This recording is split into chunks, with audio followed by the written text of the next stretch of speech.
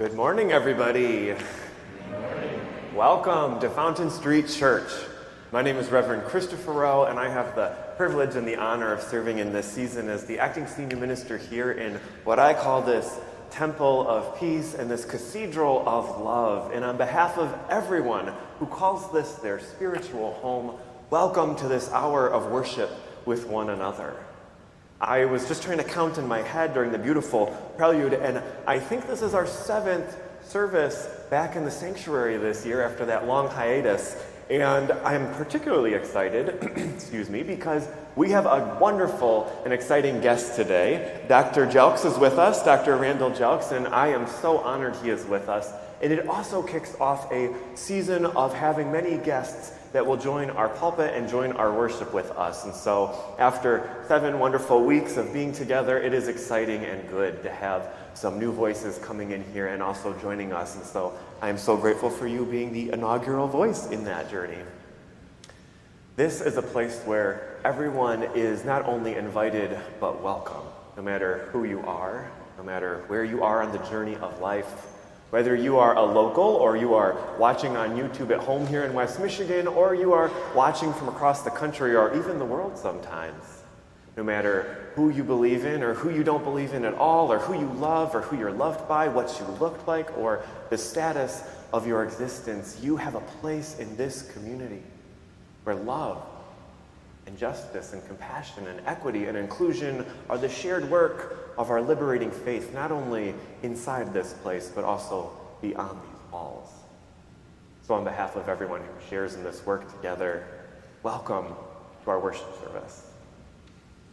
In addition to Dr. Jelks, I'm so happy to have Karen Farmer with us again at the organ this morning, and our choir, who I almost called them the chancel choir, but they're actually the balcony choir today. Many of you may not realize it, but they will be singing a few beautiful pieces from behind in an antiphonal setting. And so thank you, choir, for also being here this morning. As we prepare ourselves for this time of worship with one another, I invite you to get comfortable and remember that you have nowhere else to be but here in this moment. And hear the words of our call to worship, who is offered to us from Mary Oliver. I invite you to find your center, open your spirit and your soul, and hear the words as they touch our hearts. If you suddenly and unexpectedly feel joy, don't hesitate. Give into it. There are plenty of lives and whole towns destroyed or about to be. We are not wise and not very often kind, and much can never be redeemed, but still, life has so much possibility left. Perhaps this is life's way of fighting back, that sometimes something happens better than all of the riches or the power in the world. It could be anything. But very likely, you'll notice that in an instant, it is where love begins. Anyway, that's often the case. Anyway, whatever it is, don't be afraid of its plenty. Joy is not made to be a crumb. Welcome to Fountain Street Church, and welcome to worship.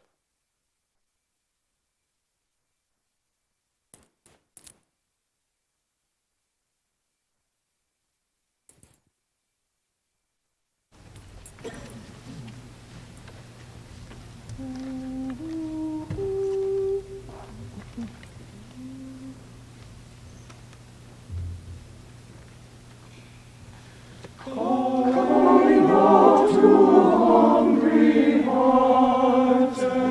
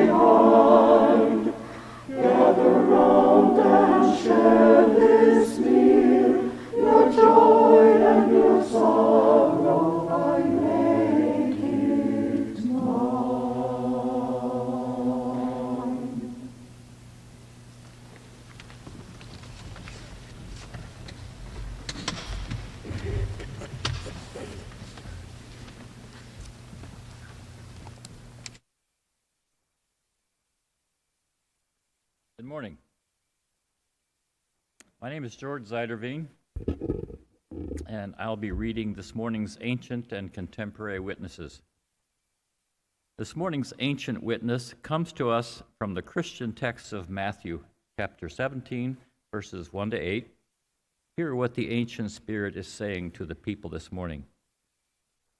6 days later, Jesus took with him Peter and James and his brother John and led them up a high mountain by themselves. And he was transfigured before them, and his face shone like the sun, and his clothes became dazzling white. Suddenly there appeared to them Moses and Elijah talking with him. Then Peter said to Jesus, "Lord, it's good for us to be here. If you wish, I will make 3 dwellings here, one for you, one for Moses, and one for Elijah." While he was still speaking, suddenly a bright cloud overshadowed them, and from the cloud a voice said, "This is my Son, the Beloved. With him I am well pleased. Listen to him." When the disciples heard this, they fell to the ground and were overcome by fear. But Jesus came and touched them, saying, "Get up and do not be afraid." And when they looked up, they saw no one except Jesus himself alone. This morning's contemporary witness comes to us from the contemporary theologian Henry Nouwen. Hear what the contemporary spirit is saying to the people this morning. God is a God of the present. God is always in the moment, be that moment hard or easy, joyful and pain.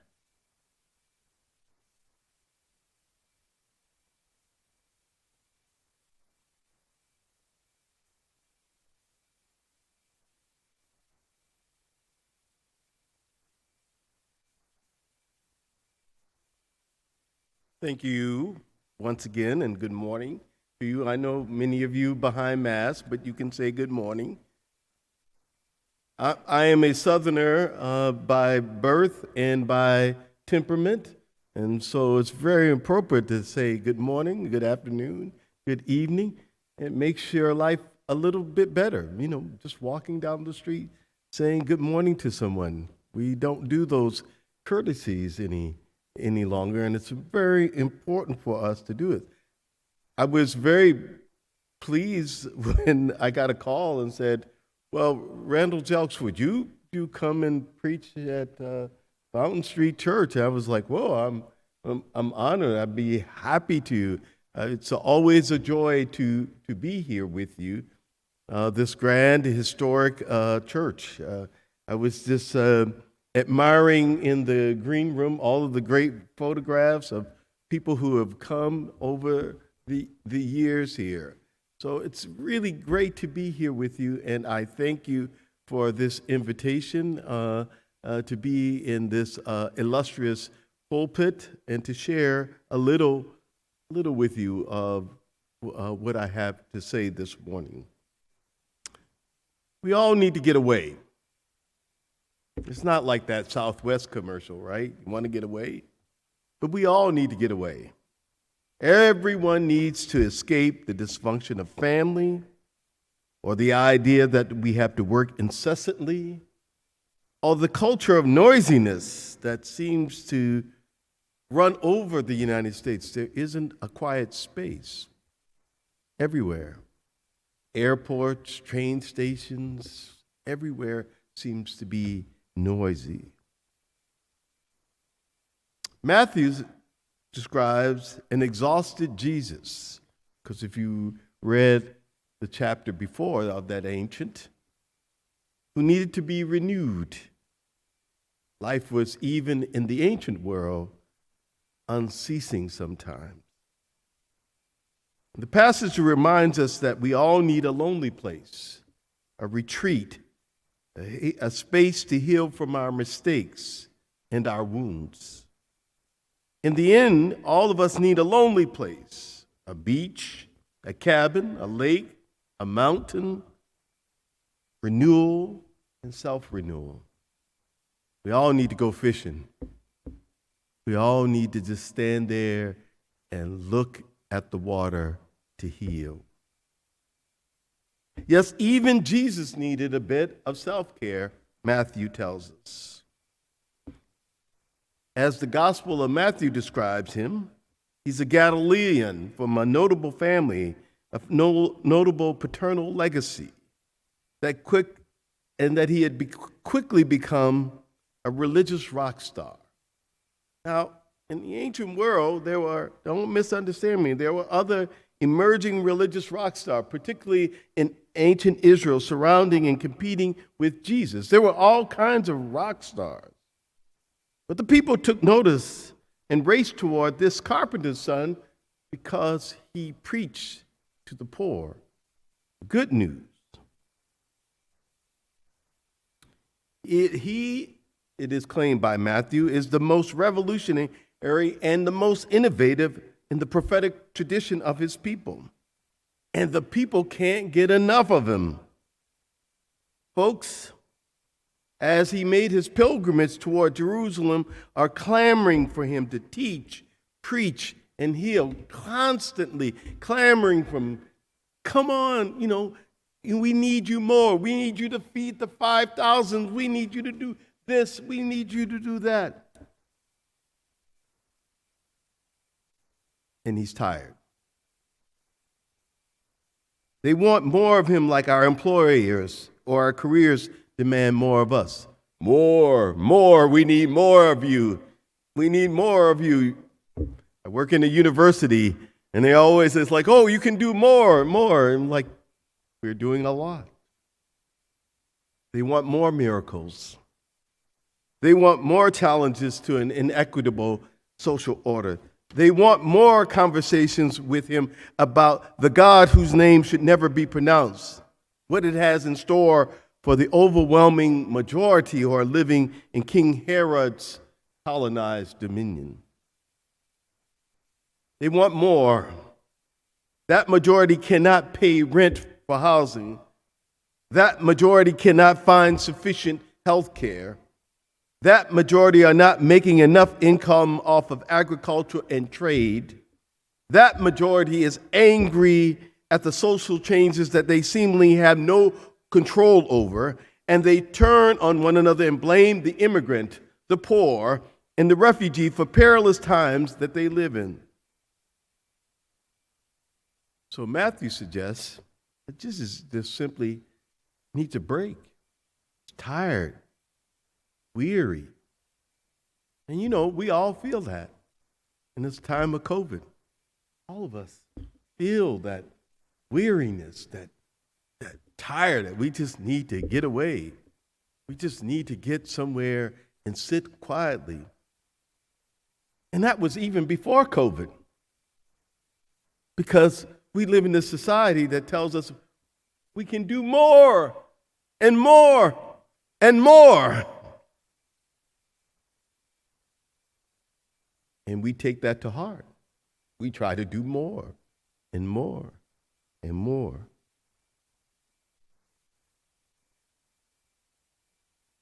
So Jesus is just, if this ancient was tired, he shares your tiredness with you. Tired, weary, and simply needs a break. Needs a break. And Jesus, Matthew suggests also, stands in the line of 8th century prophets. And so he is not the first or the last one of servants to be overwhelmed by the demands of his job of caring and loving the disenfranchised, the forgotten, and the troubled. It's not the first. In the Hebrew scriptures, it tells us that Elijah in 1 Kings 19, that this prophet was so exhausted of the constancy of battle for justice that he literally wished to die under a broom tree. Sometimes our weariness makes us want to die. Even the prophets, the biblical text suggests, get the blues. Like the great poet Langston Hughes, who once stood in the sanctuary and read this poem called The Weary Blues. Hughes' poem goes like this: droning a drowsy, syncopated tune, rocking forth, back and forth to a mellow croon. I heard a Negro play down on Lenox Avenue the other night by the pale, dull pallor of an old gaslight. He did a lazy sway. He did a lazy sway to this tune, those weary blues. With his ebony hands on each ivory key, he made that piano moan with melody. Oh, blues! Swaying to and fro on his rickety stool, he played that sad, raggedy tune like a musical fool. Sweet blues. Swaying to and fro, coming from a black man's soul. Oh, blues. In a deep song voice with a melancholy tone, I heard that Negro sing that old piano moan. Ain't got nobody in all this world, ain't got nobody but myself. I's gonna quit my frowning and put my troubles on the shelf. Thump, thump, went his foot on the floor. He played a few chords and then he sang some more. I got the weary blues and I can't be satisfied. I got the weary blues and I can't be satisfied. I ain't happy no more. And wish I had died. And far into the night he crooned that tune. The stars went out and so did the moon. The singer stopped playing and went to bed while the weary blues echoed through his head. He slept like a rock or a man that's dead. Hughes got what Elijah was saying. He got the weary blues. And our whole society has the blues right now. Our whole society. And so we need a place to rest. We need to stop. We need to take in. And so they go up to the mountain.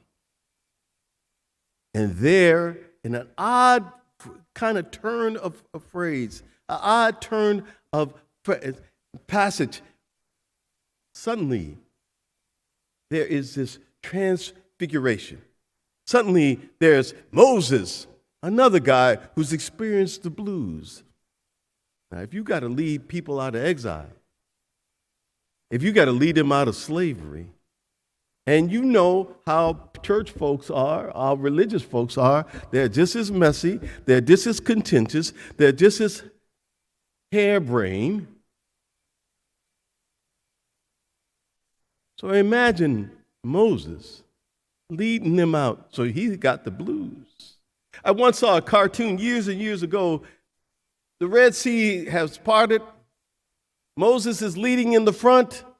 And there's a guy way in the back as they're escaping the charging Egyptian soldiers. And the guy in the back says, "It's wet down here." You know he had the blues. You know he had the blues. He had to get away. So Moses goes up to the mountain and communes with God. And when he comes back, as the Torah says, all hell has broken out. We all have to get away. And Jesus stands in line with him and Elijah, the same guy who wants to die under the broom tree. Weariness. But that time away is refreshing. But for the disciples, what they see is that this is a great moment.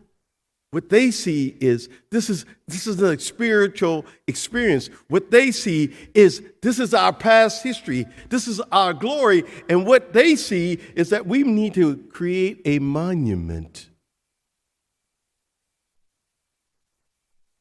to this moment. Just like we do with the church. As rich as the experience is, as rich as the history of this church is, it's the past. It's gone.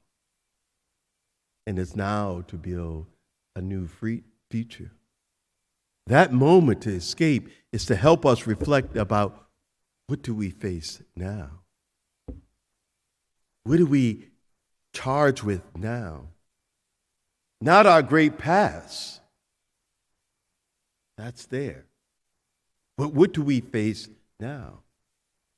How do we become relevant now?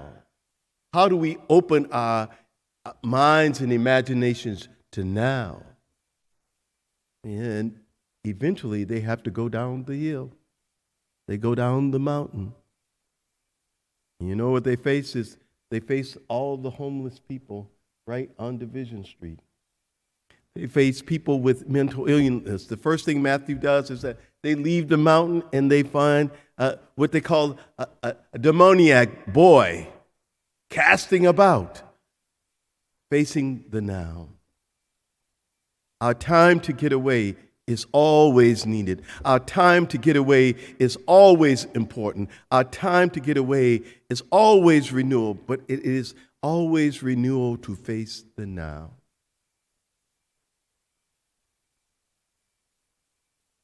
All of us will have to rethink how we become the church. All of us will have to rethink how we are community. All of us will have to rethink all the things that we assumed. All of us will have to rethink how we do economics in a society so that we do not grow more unequal. But sometimes you need a break. You need to sit quiet. You need to laugh with friends.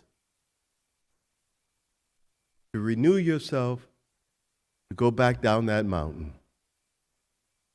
If you read the entirety of that ancient passage in Matthew 17, they have to go back down that mountain.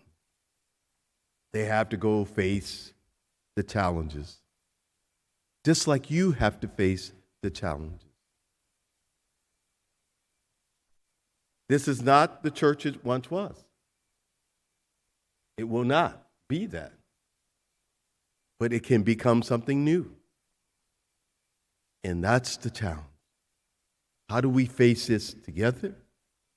How do we face it with all our contentiousness and differences? All our different histories? How do we face? Sometimes we just need to savor the moment, have some quiet, so that we can think about the next step.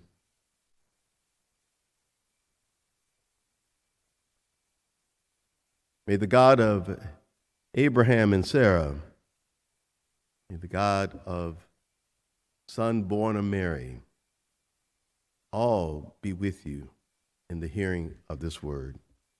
Amen.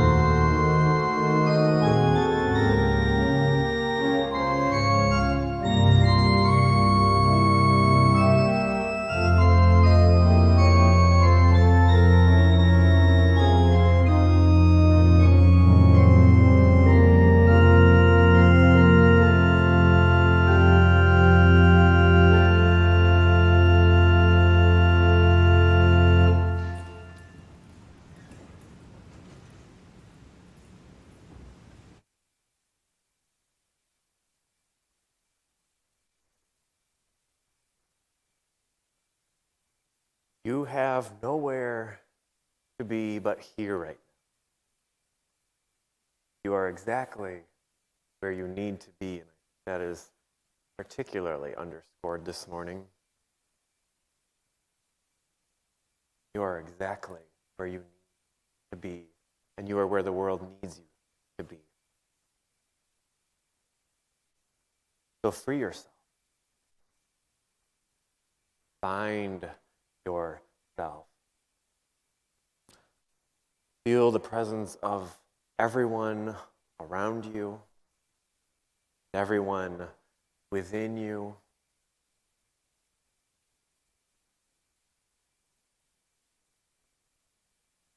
Feel the chair that holds you.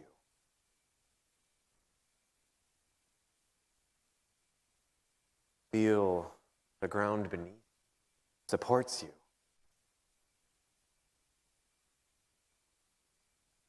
Feel the ancient womb of life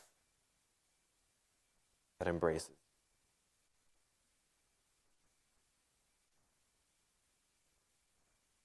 And breathe.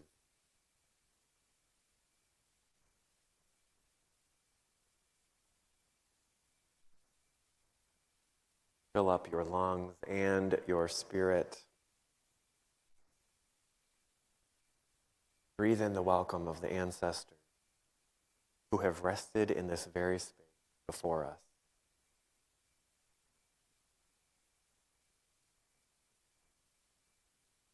Feel the energy of the room wash over yourself. Feel it glide over the parts of you that still hold pain. Let it move to the places and spaces within yourself that you have forgotten to love.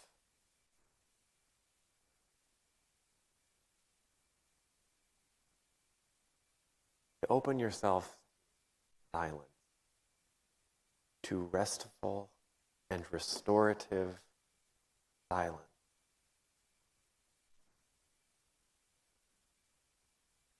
Welcome it in.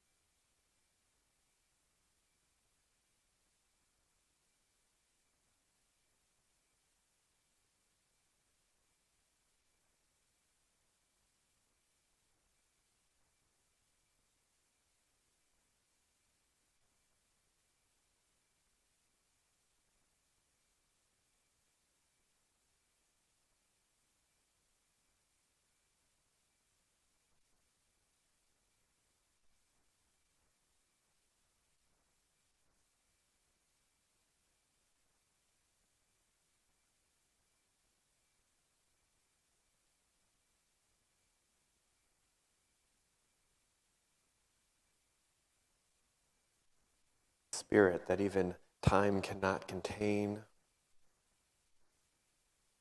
We know we have been called into the space of transformation, metamorphosis, and transfiguration. We have been called to the mountaintop. We have been called to the lake, into the woods, to the quiet place in our homes, in our churches, and within ourselves. We have been called.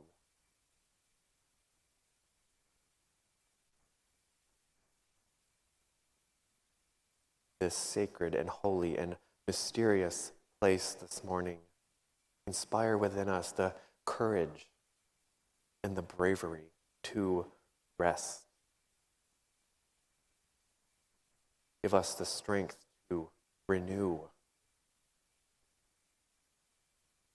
Give us the will.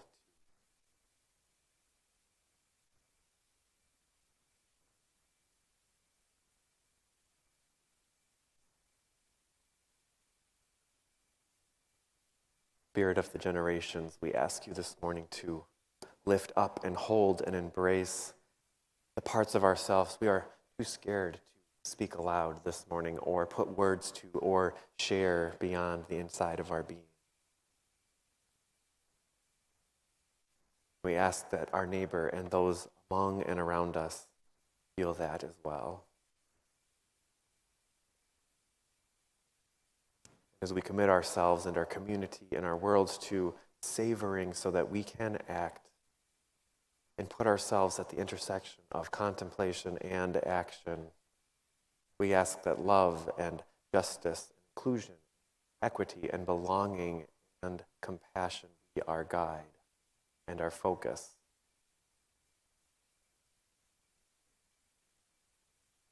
All of these things and the things left unspoken, we bring time with one another.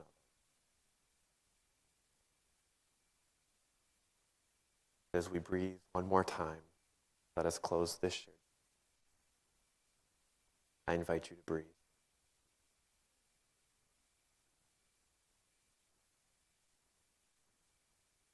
Amen. Blessed be.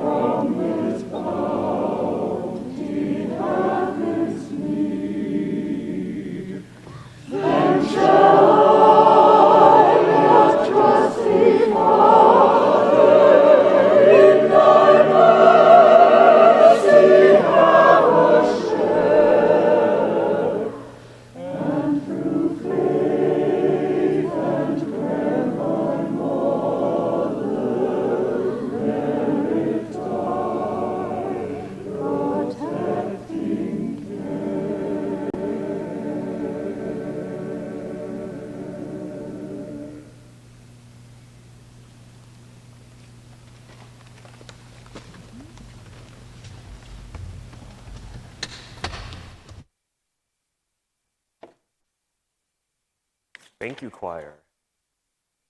We've got a few announcements before we depart this morning.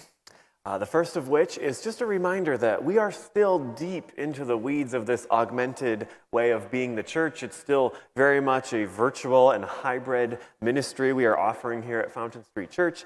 And it also means that some of those vestiges we love so much of the past are still not quite restored the way we might like. The two big ones I'm thinking of this morning are the offering and the order of worship, and I want to bring an update on both of those. The offering will continue to be done in the narthex during this period. We want to minimize having to pass the plate or having you kind of crawl across the seats and get in each other's social zones. And so we are going to continue to do the offering in the back. The ushers will always have a plate for you. And as a gentle reminder, 50% of that stays directly in here to support the internal ministries, and 50% goes beyond these walls directly into the organizations that we work with and serve and join efforts with in our community. And so that'll continue to be that way for a while. Another issue that I know, issue sounds ominous, another area that I know many of you are interested in hearing more about is our order of worship, and that is a similar thing that we've been trying to figure out with not having the ushers have to pass things out and get all close with everyone. And so what we will try to do in this interim period is offer an order of service that will be available on the church website every week. It will be virtual, and if we really get our acts together, we might even be able to send it out in the Friday Flash, which I think would be appreciated. And so that'll be able to include all of the participants, and one person's excited. That'll include participants and the order and all of that valuable and beautiful information that I know many of you would like to know and we would like to share. So thank you for your grace and your patience as we kind of figure that piece out, and we'll continue to evolve and grow from there. All right. Next week, we have a big Sunday. It is Halloween Sunday. It is also Stewardship Sunday, and it's really just a celebration of Fountain Street Church and our history and our future. We are extremely excited about this. I think the most important thing that I want to share is don't forget to costume up or wear something festive. I don't know what I'll be, but I'll be something. I know that many people have great ideas planned, so please come in costume to celebrate or just wear something festive that makes you feel joyful. We want it to be a joyful service. And immediately following it, we'll have a Halloween social, and that will be taking place in a couple spots, but one of them is going to be the back of our church parking lot. And so we're hoping to take a few of the spaces in the back and actually use that for some intergenerational activities after worship. And so we want everybody who needs that parking to still have access to it. So if you feel like you might be able to park on the street instead of parking in the lot, some of you, then that would be helpful. And if you typically park on the street, but you might be able to park a block away, that would be helpful too. So we're just going to kind of jostle a little bit so we can still do a social activity as a congregation, but outside where it's a little bit safer. Immediately following those activities, we will be having a special ritual and gathering that will happen in the GRCC Park directly out these doors across the street. And there's more information available through the Friday Flash and something that'll go out this week. But that'll be just a wonderful intergenerational time for people to honor the changing of the seasons and light and dark and life and death. And it'll be interactive in all ages and a nice digestible length of time. So those are some really wonderful things happening next week that I just want to make sure you know you are fully welcome and included. And I will say, apropos to Dr. Jelk's message this morning, Halloween there's more gravitas to it than just we like to party here, which is not untrue. Halloween was a space in West Michigan that wasn't always embraced or welcomed by everyone in a more conservative culture and theological perspective. And Fountain Street was a place where children and families could don a costume and come and celebrate. And so as we think about those mountaintop reflections and moments of rest, that's the exact invitation we're talking about. What does it mean today? I mean, Halloween's much more accepted, obviously, in our community, and thank God. But what are those other spaces and places that Fountain Street is being called to be that kind of safe and inclusive environment for our world? So I really appreciate you setting us up for what should be a beautiful and wonderful and celebratory weekend next week. I think that's enough. On behalf of everyone who calls this their spiritual home, on behalf of everybody who might just be visiting for the first time, our prayer for you as you go forward this week is to go forward with courage, with bravery, and with strength. All of those things and each of those things so that you might find your moment of rest, so that you might find your moment to savor, so that you might be able to truly free your mind, so that you might be able to truly grow your soul, so that we all might truly be able to change the world together. Thank you, Dr. Jelks. Thank you, Karen. Thank you, choir, and thank all of you for being here. Go in peace and make peace, my friends. Have a wonderful week.